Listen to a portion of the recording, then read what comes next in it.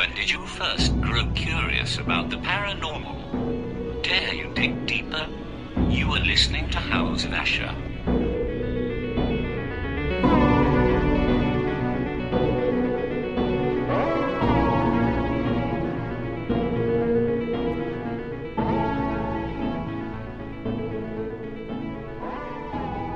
And welcome back, everybody. This is episode 60 of House of Asher. I'm your host, Steve Asher, and I'm sitting here listening to the downtown train come through.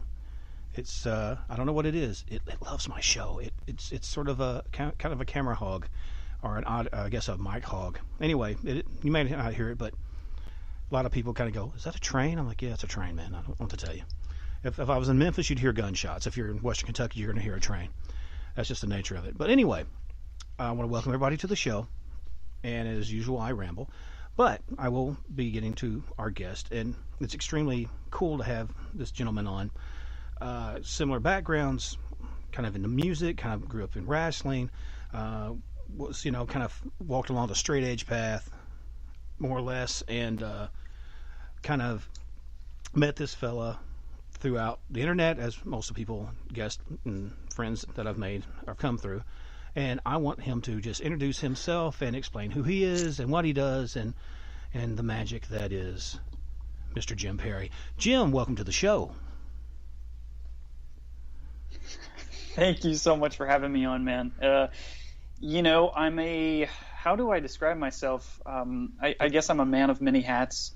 I'm a creative director. I'm a producer. I'm a storyteller of sorts.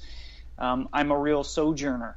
I wander around for my show and get the real humanistic stories behind some of the anomalous events that happen in folks' life.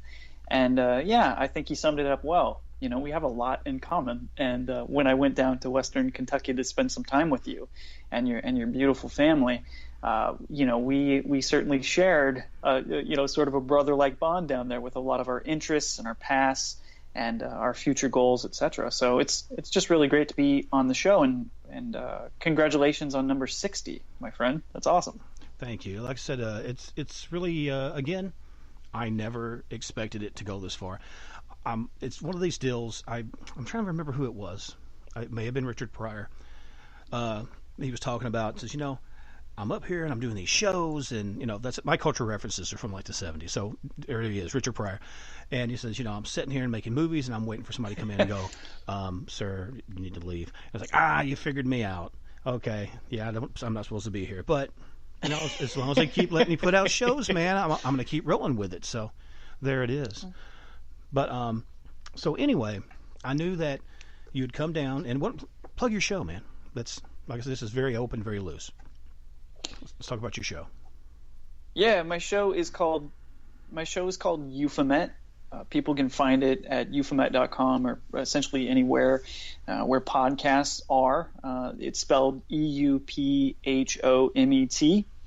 That's a hard one. Usually folks don't know exactly how to say it or pronounce it or spell it, which is I'm questioning. I'm wondering if that's a good thing or a bad thing sometimes, but it is what it is, I guess. But and then the show is an audio documentary show. I essentially go and I embed myself with folks that have compelling stories within the paranormal and the supernatural. The supernatural and the paranormal, the esoteric, the occult, is but a backdrop for what is really humanistic stories. These folks that they've had certain events or experiences or even abilities that have really transformed their life. Sometimes in positive ways, mostly. Sometimes in negative ways. But at the end of the day, what's really important to me is the stories and telling those appropriately and really doing justice to those folks. Well, the thing that I just kind of feel like, we're like, oh, no, you're wonderful. No, you're wonderful. But the thing, again, that I really like about how you do it and the way you kind of broach all these subjects is just that. It's like, okay, well, there is an event, and we kind of have an idea of this and that. Like, say you spoke to somebody who was part of a mass abduction. Okay, of course, we want the nuts and bolts, were you probed, blah, blah, blah, blah. But then you really want to talk about, okay, when it's really quiet and you're alone, what are you thinking about? How has this affected your loved ones? How is this, there's, again, that whole deeper human component and all these different layers that people won't get in a news bite and won't get in something that's, I think, sometimes too heavy-handed one way or the other, because then they're wanting to, because I've talked with a lot of folks that have done investigations or ghost hunters, what do you want to call them, and it becomes tech talk, or it talks, we're kind of re-explaining what an anomaly is and what a reoccurring haunting is and stuff. So it's just, you're just kind of regurgitating the same information back and forth, as opposed to getting real about it and just talking about, like you said, that human element. And that's what I dig about your show, and so let me ask you, Thanks, man. Sure. When you come through, obviously, we'd talked before that you do have a connection to the South a bit. I knew you were on your way further down. I think you went to New Orleans and some other places. Let's rap about that. Tell me kind of how that went. Yeah, it was great. Shortly after I left you, I went up into Ohio. I met up with my friend Greg Newkirk. Him and his wife and partner Dana Newkirk, they run the Traveling Museum of the Paranormal and the Occult, in which they house and then present and show a litany of cursed and storied and notorious objects that have all sorts of residual energies and or interesting stories about how they affect other people. So him and I jumped into a car. We drove out to West Virginia.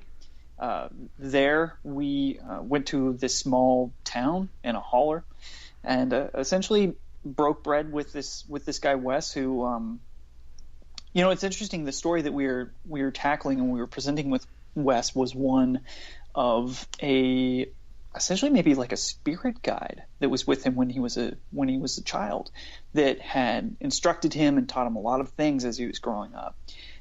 Folks thought it was an imaginary friend. He felt it was more than that, and he describes this great journey with this imaginary friend that I'll leave it to the show.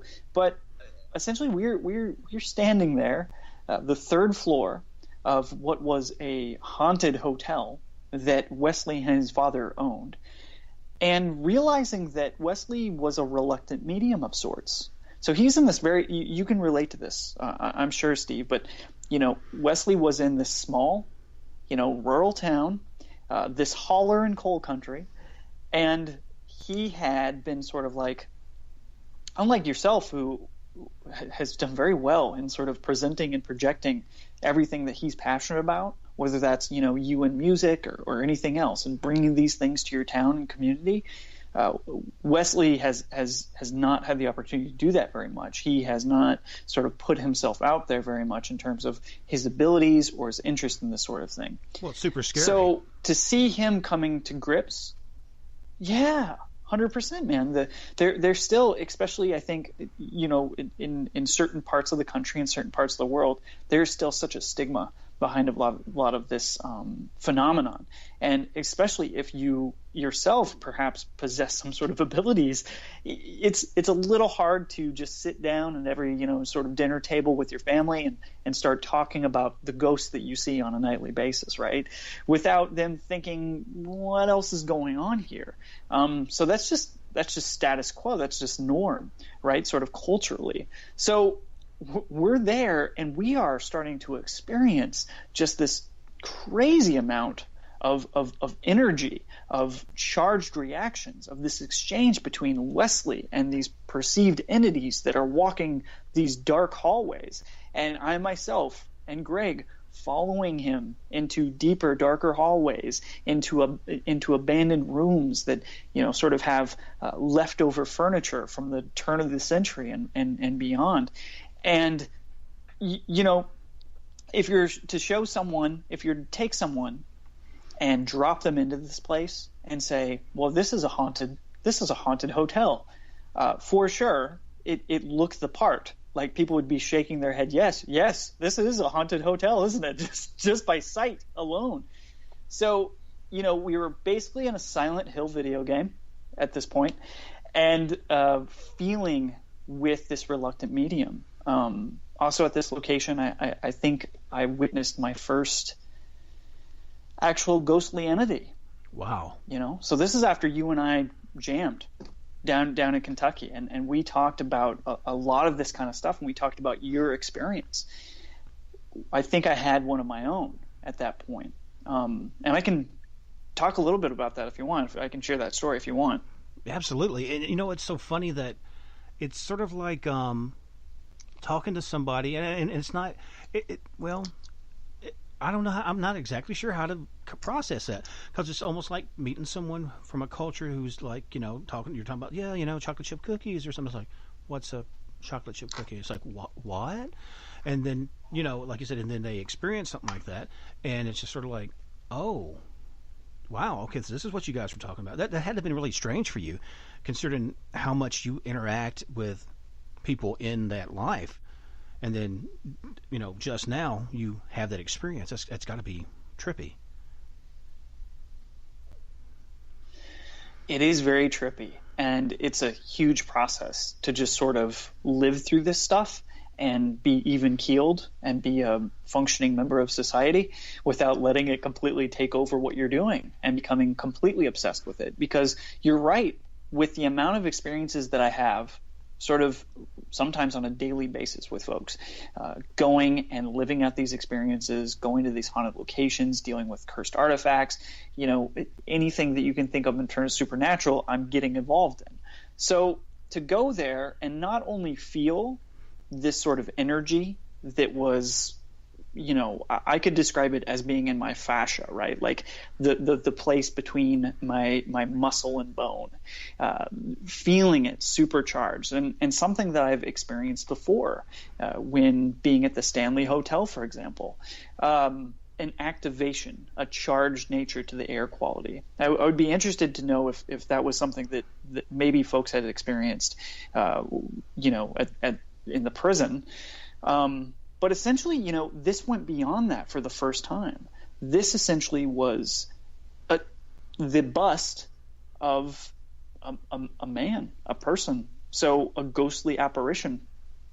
And what was interesting, and whether this was a circumstance of influence or not, essentially it was in the same place, the same sort of look and feature that Wesley had been describing to us earlier on that night. And I saw this behind his shoulder, in the deepest, darkest hallway there was, exactly where he was interacting with something that at that point was not visible. And then it was. Well, let me ask you something. Well, let me jump in here just real quick, just because something come to my mind, and I'm just curious about it. Were you like in very close proximity to him, and or possibly physically connected with him? I have heard of some people who can more or less connect people as almost like a conduit. Think of it like as doing a seance, but not at a table and just walking around. More or less walking, living, they live glasses. Yeah, I mean, listen, anything's possible, right? I mean, that's what I feel. And essentially what was interesting about this was that Greg Newkirk being there with us, who has worked with some of the best mediums in the world, bar none, and it's the guys that we know and it's the guys that we don't know. It's the Chip Coffees of the world and everybody else. He has an experience with some of the best in the world and the perceived best in the world, right?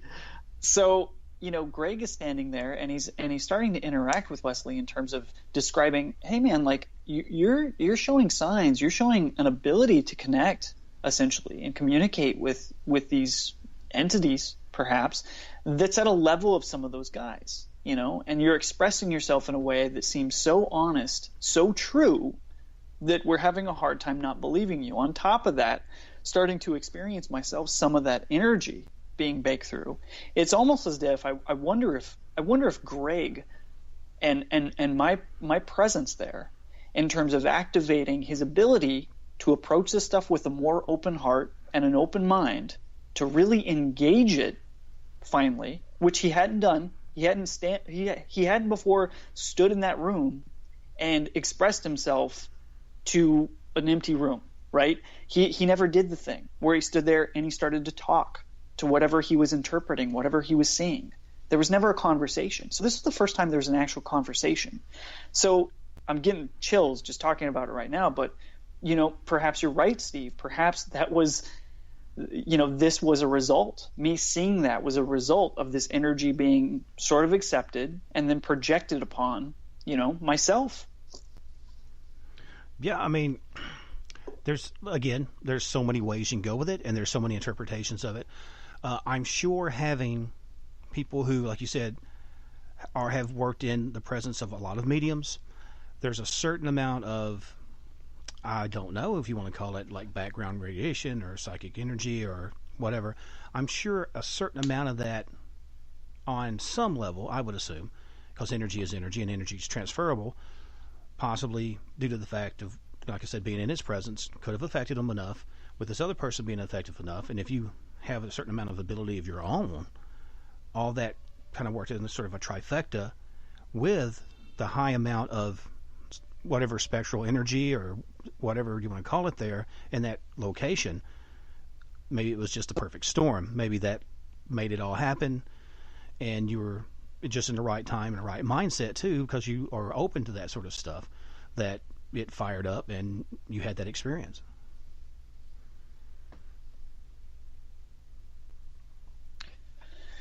Yeah, it's fascinating, man. And, for me, just to be very honest, that sometimes the meaning of this stuff doesn't even matter to me, because I get lost in it, and I'm interpreting so many things that conflict each other, that to think about anything sensibly in terms of how it might actually operate, or those nuts and bolts that we talk about, would be too much for me to process. In a way, it's been a nice sort of cop-out.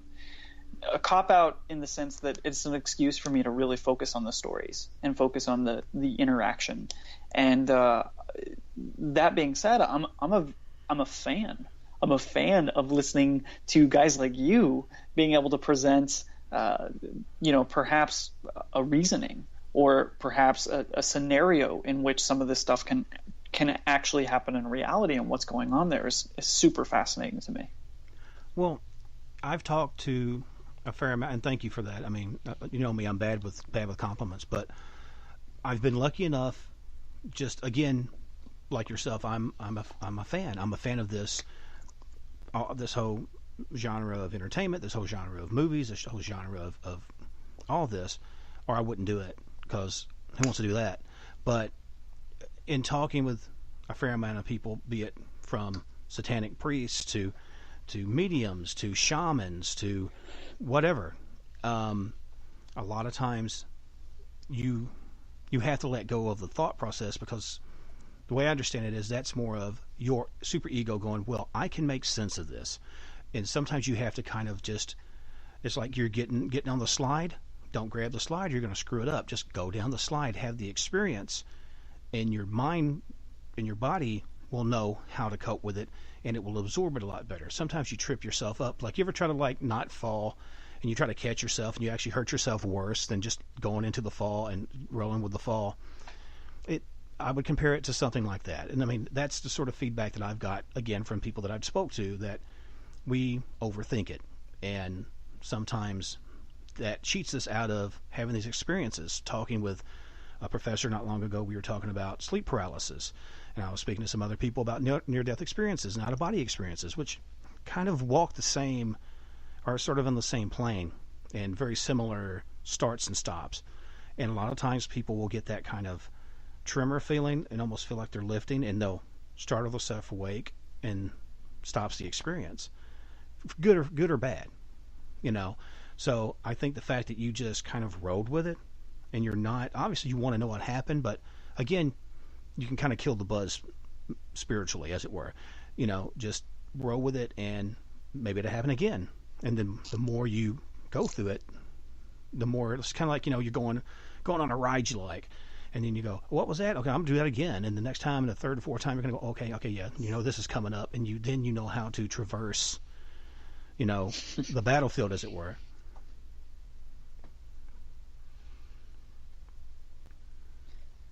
Yeah, that's a great analogy for it, and it certainly is a process of rolling with it for sure. I was when we met, I was in the process of being on the road for 3 weeks working on Euphomet, and essentially every other day was another adventure with another personality, with another subject that was living their own version of a paranormal life, and it teaches you very fast that you have no option but to roll with it, because at the end of the day, there is perhaps no explanation that you can find, especially in the matter of that given day, right? Are there certain truths, are there certain ideas and notions that folks, sort of subscribe to and implement into their daily lives to help them sort of rationalize or compartmentalize some of their experiences? For sure. Do I think that it matters what that is? I don't know. I don't know if I do. And it's interesting. It's coming up a lot in conversation between myself and a lot of my contemporaries, this idea, and I've mentioned it essentially on everyone that I've talked to lately. So it's this idea of having one foot in and one foot out. And I think that for the situation I am in, which is that of telling these stories that are beyond belief with no hyperbole there, the process of being invested enough to communicate and tell these stories, but being removed enough to be able to do that from a grounded human place, so that your lens is one of being earnest and being someone that the listeners and general people can really sort of see through your eyes. Because I think once we get too technical, and which I don't think there's a problem with, but for myself, if I get into a place where I'm too technical, or I'm breaking down the minutia of, for example, if I was to do an episode about UFO contact and an abduction, I probably wouldn't try to break down, what the propulsion system was on whatever triangle craft they're a part of, just because that doesn't make sense to us as people. Like, whoever the subject was, whatever they're experiencing, however they were probed, is so much more important than exactly by who and why. At least in terms of my lens. And I think at the end of the day, you had mentioned it, that I think that folks are trying to connect more and more with this type of material, but they perhaps don't know if they should be on a side, if they should have a belief system in it, if they should, sort of be in a UFO or a ghost camp or a Bigfoot camp. And I think eventually a lot of people find what that camp is, maybe.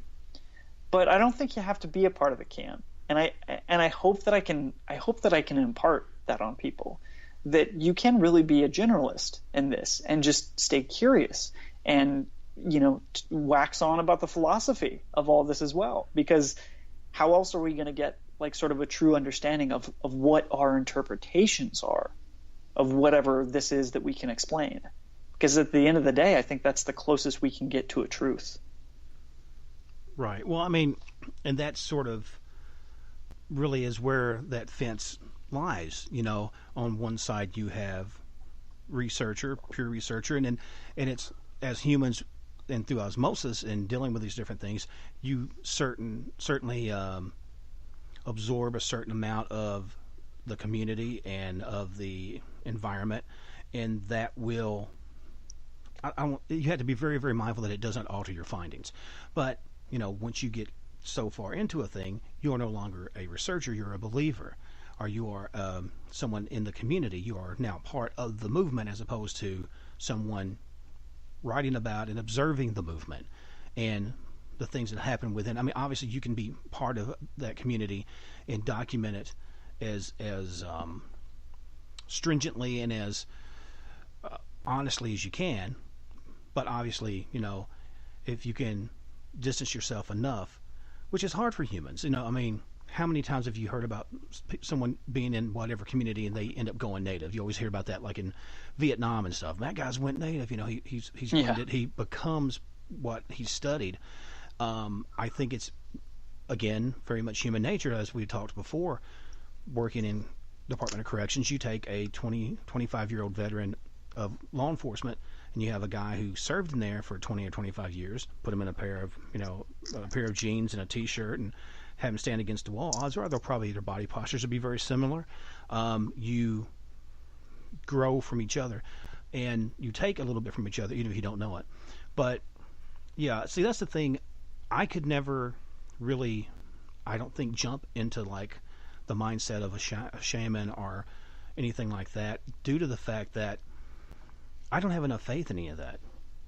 I'm wildly curious about it, and I do think it's definitely, the possibilities are there. And I think in my own personal experiences, I've had things that, like you're talking about, that feeling kind of in your muscles and that pressure, and almost like like if there's been like a really strong electrical storm, you feel that power and a little bit of that barometric pressure change, which I'm just extremely responsive to. I just feel it really easily. It's just whatever that is. But that's part of it too, and it's so easy for people to jump headfirst into it. And like I said, I have to applaud you for that, because not everybody can. You see people that start out, like you said, just doing very, I don't want to say cold research, but very distant and whatever. But it's very hard working in a community, seeing these people's lives every day, seeing them in high times, seeing them in low times, and people are communal, even if you try to distance yourself. Now, I'm a bit of a misanthrope, just by nature, and it's taken me a long time to be able to walk amongst the norms and kind of feel half comfortable there.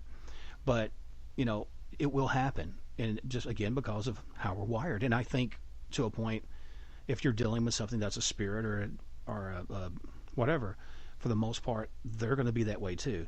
And they always say, well, why do we see spirits? What or whatever? Well, subconsciously we miss these people that we've lost. I'm sure subconsciously they miss the people that they left too, if these are actually human spirits. But yeah, it's really weird, man. It's really weird that it took you up to this point, but I don't think it was a happenstance. I don't believe in, very few things don't happen not necessarily for a reason, be it good or bad. I generally think there's a synergy to things and a synchronicity to things, and for whatever reason, that was your time, and I wouldn't question it. I would just, look at it like you're in the woods and you see a sunrise, or you see a beautiful elk walking across drinking from a stream.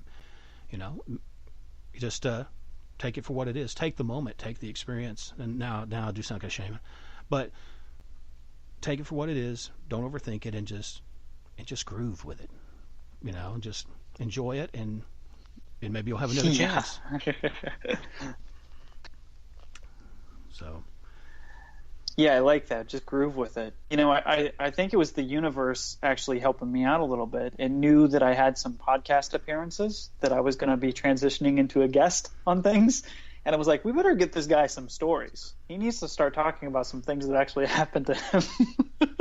Or he's just not going to have anything to talk about.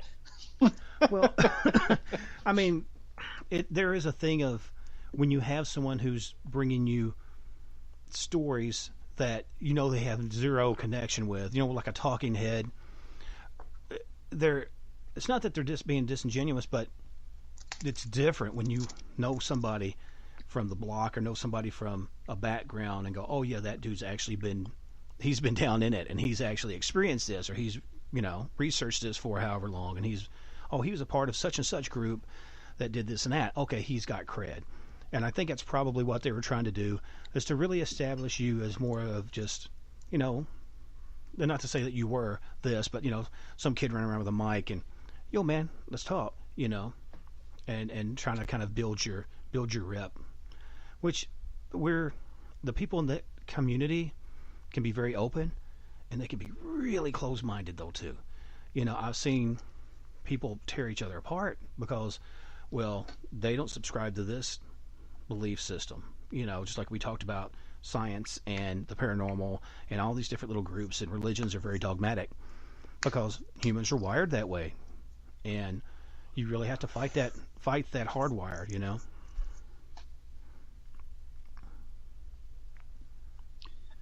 Yeah, very much so. I mean, I think your advice about people, kind of rolling with stuff is so apt. And I think if applied to a lot of different situations in life, it's probably good advice to take, Well, I mean, I kind of adhere to the Joe Dirt school of thought, life's a garden, dig it, and if you don't have to overcomplicate it, don't. I mean, trust me, complications are going to come along, and we'll all have them. And I think we talked about the facts of life theme. Just absorb what comes and try to make a positive out. That's all you can do. And I think that's one of the, I don't know, I don't want to say it's one of the unique things about humanity, but I think it's one of our coping mechanisms. Because you were talking about how people want to think out a problem. Because I think when you have anything go on, because the paranormal can be very traumatic. I mean, there's a bunch of idiots like myself and whoever who run out into the night and go, "Ooh, let's go check this out." But a lot of people want no part of that. They want their normal 9 to 5, do their thing, do their fantasy football, and go Cats. That's how it is for most folks around here. But there's a handful of people who want to go out there and do their thing. So, but you do that. It's a coping mechanism because trauma has many faces. And some people absorb the paranormal and have better skill sets for it. Let's just say that. It's not that they're worse or not as cool or not as brave. It's just, I know guys like 6'5", built like freaking like Michael Myers, just wide, and that I've worked with in the penitentiary. They want no part of the paranormal, zero, no part of it. And I'm like, man, I seen you take guys apart. And he said, yeah, that's a guy. I don't play with spirits, And they're earnest about it, and you got to respect that, But so let me ask you this: you had your experience there. Now, is this going to? I don't want to say taint, but how would it not? How is this going to affect you in future interviews and in future investigations? I mean, I'd be lying if I said it wouldn't affect me at all. But in the same sense, I think that's okay. Now, I am really good about compartmentalizing this stuff, and I am really good about just being a curious observer and engaging as much as I have to. I also have a great excuse in terms of how the format of the show is, as in it's not about me. The show's not about me at all. It's about capturing the story of whoever the subject is. So in that regards, I can be on the periphery with whatever my experiences are. And, what's interesting is, I share this ghost experience with Wesley at this haunted hotel. And most likely that experience is not even going to make that episode, because that's my experience. That's not really his experience. And if it doesn't sort of serve the story, then I'm not going to use it. I will talk about it, and I will share these things as in like, hey, this was crazy. But, I think that helps. I think that helps me compartmentalize some of this a little bit. In addition to that, this show has presented so many sort of reality changing situations and experiences for me already. In this current format, we're 11 episodes in, and I've collected tape for another 4 or 5 more.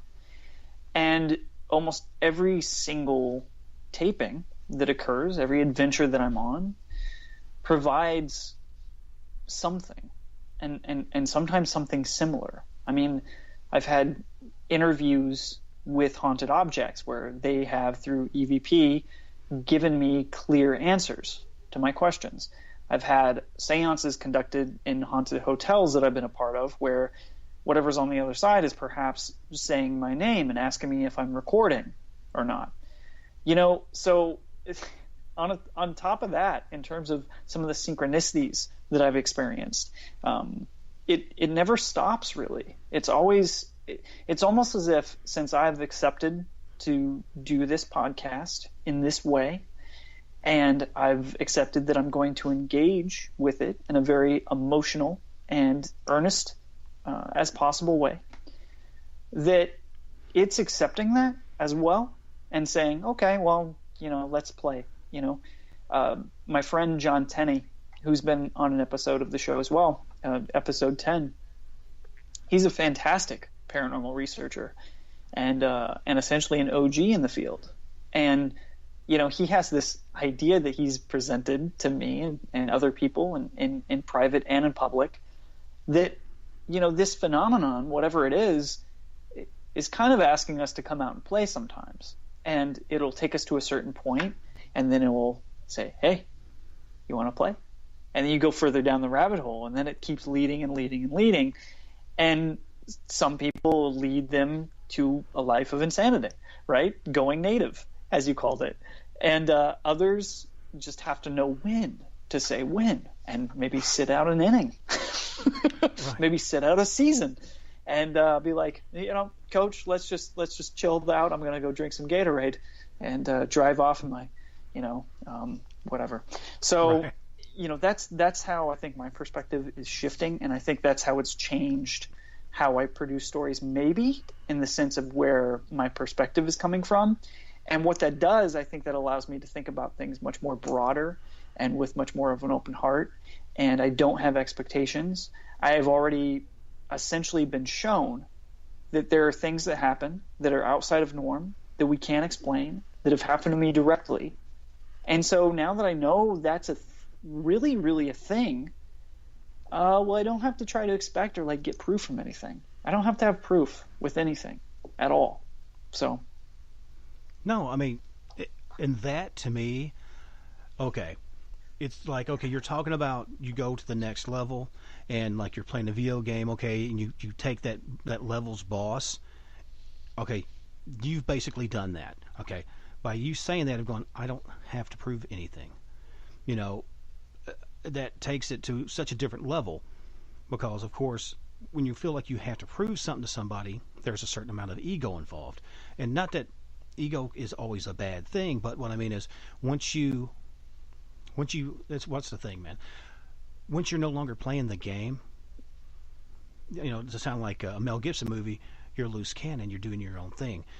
And once you are above that vibrationally, it's a whole nother thing. You're going to be so open to so many new experiences, man.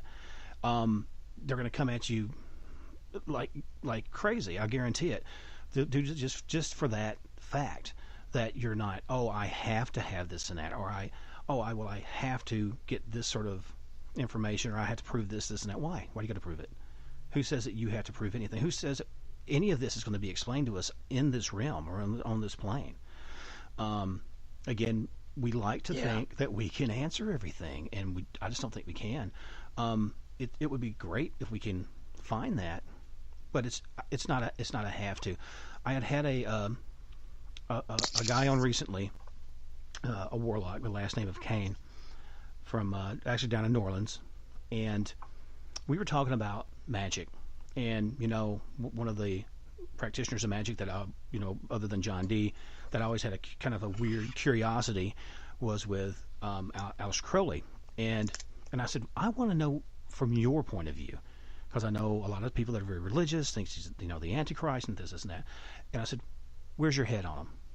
And what he had told me is like this: I feel that he was a great practitioner of old world magic, but he'd went so far one way and he started believing his hype, and then it's like, oh, hey, look at this cocaine, this is great, and just sort of fell into that plus all that, which kind of tarnished his ability to open. Sometimes people can swear taking certain things will help, maybe so, but I think especially stuff like cocaine would not have helped. So my PSA kids, don't do cocaine. And like you said, if you never rise above all the ego and all that thing of, oh, I have to be this guy, or I have to, like you said, I have to put out this certain findings, you're always going to be a rat on a wheel. And I think that you've, especially with what you're doing with your show, you've been able to do that. Let me ask you something real quick to change it up just a little bit, unless there's more stuff directly in this line of thought that you want to talk about. Wrestling, right? How in the world did it jump from wrestling, man? How did you jump from wrestling into this? Or are there a lot of people that believe in the paranormal that's in wrestling? Or what's that bridge?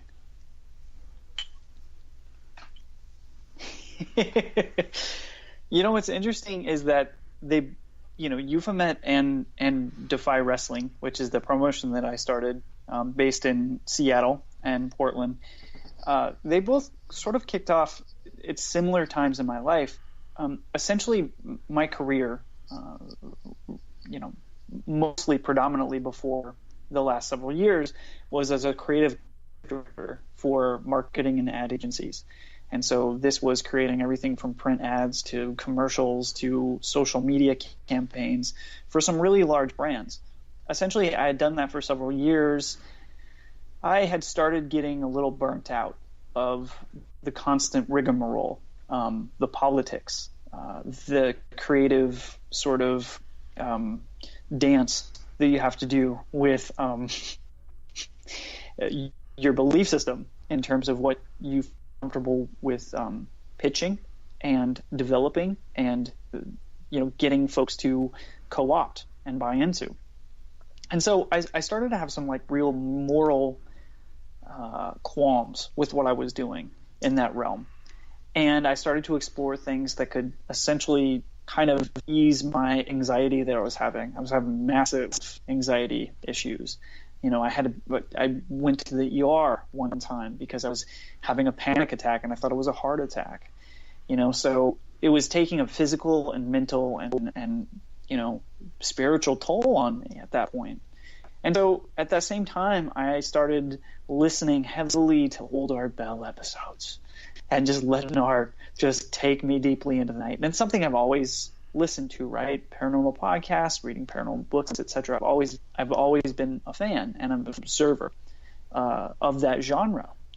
At the same time, I started watching wrestling again. I started watching some WWE, then I started watching some old episodes. I started watching old Raws and Nitros and this kind of stuff, old pay-per-views, as it was something that was really important to me when I was a kid, and even when I was a teenager. At some points, it was even a creative outlet. We'd do backyard wrestling and stuff in high school. Since then, I had really put that on the shelf. I had realized that, hey, I'm getting into a serious relationship with this girl. She might not be on board with it. It's that classic thing where you hang something up because you think that girls are just not. You kind of get that, girls might not be into a guy that likes wrestling at this point in time. So I might want to just put this on the back burner. So I did. And I did for several years, a long time, more than a decade, until I started watching again therapeutically. And I liked watching wrestling, and I liked dipping my toe back in the paranormal because I'm one of those guys that when they get inspired by certain things, they have to be involved. They have to do it. I've got to figure out what my interpretation of this is. So I figured, hey, I'll watch wrestling. That's not going to happen with me. I can turn off my brain. I can kind of just watch it and let it, bask in broken tables and three counts and moonsaults and just be completely fine with it. Well, the problem was, Steve, I dug too deep and I started. WWE was not enough for me. WWE was, at this point, it's not I'm not the audience anymore. I'm not the demo for WWE. So I started looking past WWE, and I started looking into the independents. And I found awesome companies in the UK like Progress Wrestling and Rev Pro and ICW. And I saw that, there were things in the United States like Pro Wrestling Guerrilla and these sort of things. And at the same time, NXT was launching with the WWE, which is their expressly kind of indie extension. So I started looking at this, and then I was screwed because it started to inspire me. And I started going like, oh, you know what? There's nothing like that over here in the Pacific Northwest. These cool 21 and over, essentially like party-like atmosphere, emphasis on very simple, like sort of storytelling, like reminiscent of the NWA or something back in the day. And I immediately knew that I had to do something like that. I had to put my skill in branding and organization and producing into something like that and see that happen. And so I did. I produced Defy, and right now we sit, people can check us out at defywrestling.com, at DefyNW on all social spaces. And if you're interested in professional wrestling at all, you will like this. If you're not interested in professional wrestling at all, you will like this. It's essentially wrestling for folks that don't even like wrestling, because we do it in a way that is much more honest and earnest than what WWE does. And there's an aspect of theatrical and physical performance that is unparalleled. So, it took over my life for a little while. And in the same sense, I had been doing Euphomet since 2014, I believe. Started producing the show in its original format, which was sometimes audio documentaries, but mostly just in long-form interviews, which was really great. I had a fun time doing that. We developed the show even more further, and we started doing a live show over the air. We got a small syndication with some terrestrial stations. And essentially once Defy started popping off, and I felt it was a good way to exit Euphomet for a time being, while at the same token, things with the Euphomet and the paranormal had begun to consume me in a different way. And I was confronted with some things that had happened in terms of my experience in the paranormal at that point, in which I wasn't ready for yet, in which was some of the first things that I experienced that made me question everything. And I had that, darkest night of the soul moment where I was sitting in my room and going like, what does this all mean? What is my place in all this? And so it was a good time, like I said, like, hey coach, take me out for a season and let me come back. And it worked out, because shortly after, I was contacted by these guys at Hunt a Killer, who were developing a podcast station, podcast network rather, Skylark Media. And they were fans of the show. They wanted to help. They wanted to be a part of it. And so we did it. We launched the show together, and they've essentially just put me on the road. And that's where we are today. Defy's on, moving full force, all cylinders. Next show is October 27th for anyone in the Pacific Northwest listening to this. October 27th in Seattle. And Euphomet is also just going gangbusters. So to answer your question in a very long-winded way, my life is split right now in very in a lot of different ways, but I wouldn't have it any other way, because I'm busy, but I'm really doing the things that I love.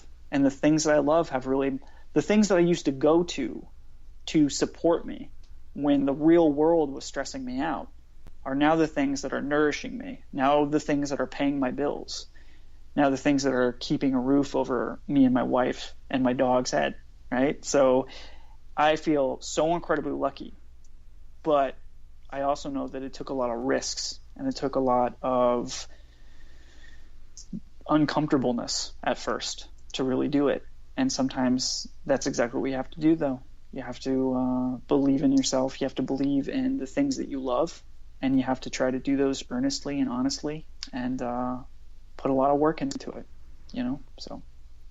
I know who you are now. I was sitting here trying to think about this as we're talking about all this, and because I either compare it to a movie, compare it to punk music, or compare it to a comic book. You're Peter Parker. You've taken that thing, and like you said, made it work for you, and you've turned it into turned something that could have been whole hog one way or the other. Like you said, you followed that dualistic path, which I think if we don't do that by nature, you're going to burn yourself out too far. Honestly, that's the whole reason I started doing this. I love writing, I love researching, and all that's super groovy. But sometimes I just had to pull back. So again, I was listening to a lot of the old school Art Bell stuff, and that's why I was like, you know what? I love that stuff. I used to listen to them on AM and stuff. So I was like, I want to do my own thing. I don't want to do a 4, 5, 6 hour thing. Because a lot of folks are doing it, and I don't have time for that. I want to get down to it and rap about what I want to rap about. And, you know, I mean, it's kind of a selfish thing, really, but, you know, I want to bring it kind of my own way. And, you know, I'm definitely not supporting myself with this, but, you know, I'm definitely having a good time. It's a good mental break, and it gives me, you know, time away from work and time away from writing. And it kind of inspires me. It gives me a little jump to where when I go back to, okay, well, let me go finish that chapter now, man. That was a really good show. Boom, or this and that, or hey, you know, really good show. Let's go out and do something as a family or whatever. It's my thing, because as we talked before, I'm not a partier. You know, I'm not hitting the clubs, man. You know, I'm way too old for that. Somebody's like, I guess someone's dad's here. Somebody call for a ride. But, you know, an old family guy. But that's where my heart is in the interest of the paranormal and the esoteric and all that. But for me, wrestling too had always played a part in that, because even coming up, because one of my favorite films, Highlander, and one of the scenes that most people forget about is where the Highlander is sitting there watching a wrestling event, and he ends up getting pulled into the by the cops, and they're, you know, because he basically, there's a head down in the parking lot, and they're grilling him, and they're kind of got this salty back and forth going on, and I'm like, of course he's going to be at wrestling. It's man stuff, man. He's going to be down there and doing it, you know. And so you always go back to the waters you're spawned in, and just like the interest in the paranormal and the interest in that, and ghost stories and radio, the love of radio, it pulls you home, and it calls you home, because it's who you are. It's not all who you are, but there's that component. And I think when you need that, just like your body's like, man, for some reason I'm really craving apples or something. Odds are your body's probably deficient in something that those apples have. Once you kind of can, you know, read your body and read your soul, I guess, if you want to call it, if it don't sound too deep, but once you are open enough to allow that to happen, you're going to be a happier person. I'm a lot happier person now. So, you know, and it's what's great is that you were able to discover that at quite a bit younger than I did. So, congrats. But let me ask you something before we get too deep in it. Thank you, man. Sure, no problem. Like I said, we've probably got about 5 minutes or so left. Is there some, you know, web pages you want to mention, events you got coming up, anything like that?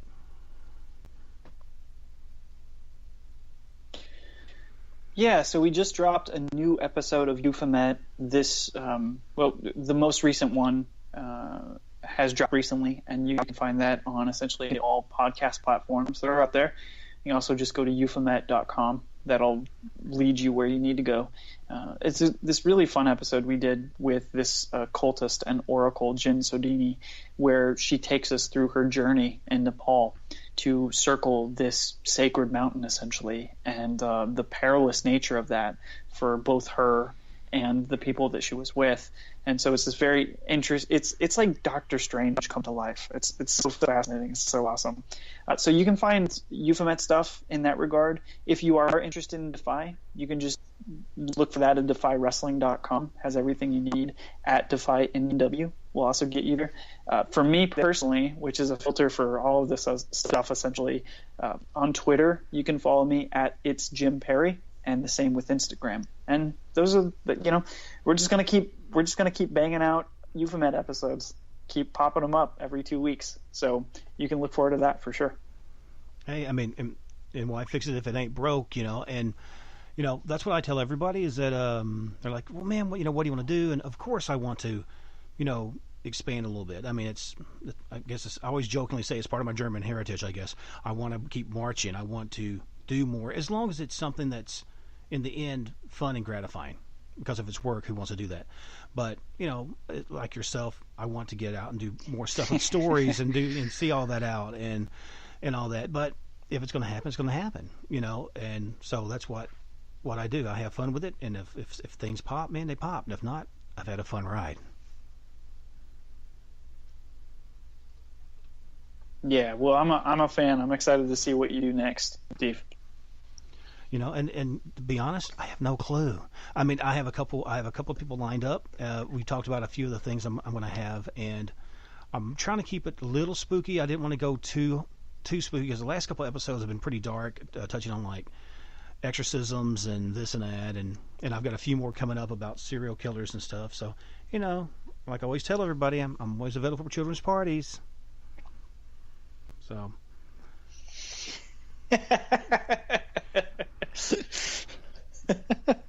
But anyway, so what I'm going to do, I'm going to start my outro here in just 1 second. But before I go, Jim, man, I really do appreciate you being on. And once I do my fade out, I want to say a few words for you take off. But I do want to thank everybody for tuning in. And as always, go out and enjoy the day. Carpe diem and all that. Enjoy the sunshine, but as the sun sets and the shadows grow long, make sure to look in your closet, under your bed, in your sock drawer, whatever. Who knows? Maybe you're going to have a little visit from Jim Perry trying to do some weird research in your sock drawer. But above all, love each other, love yourselves. But don't be afraid to let yourself be a little scared. It's good for you. It's cathartic. It's healing.